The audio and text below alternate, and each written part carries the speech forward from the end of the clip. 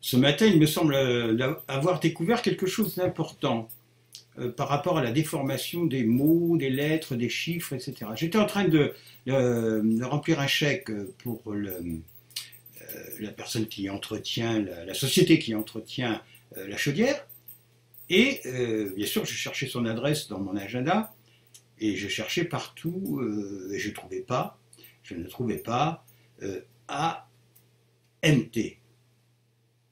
Parce que je cherchais ATM.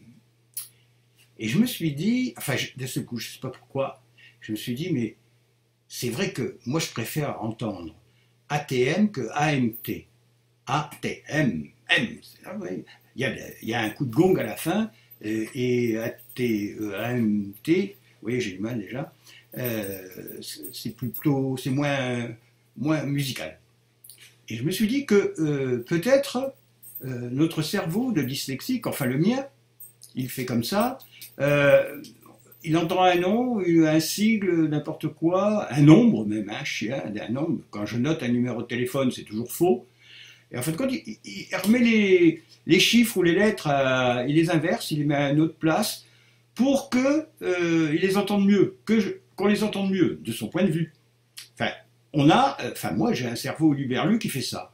Et c'est pour ça que je me trompe tellement dans les agendas, dans les noms des personnes, dans les sigles, là, comme le fournisseur de l'entretien, là. Alors peut-être, moi ce qui m'intéresserait, c'est peut-être j'ai fait une trouvaille, là, en disant, ben maintenant on comprend mieux. En fin de compte, on aurait comme dans la tête comme un chef d'orchestre qui dirait oh là là, mais non, ce nom-là, il sonne pas bien, ce mot-là, il sonne pas bien. Hop, moi je le transforme, je veux pas l'entendre autrement.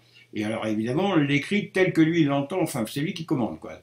Ce que j'aimerais savoir, c'est si vous connaissez le même phénomène, vous les dyslexiques, ce serait intéressant qu'on partage, si vous pouvez me le signaler ou dire non, bah pas du tout, moi j'ai pas ce truc.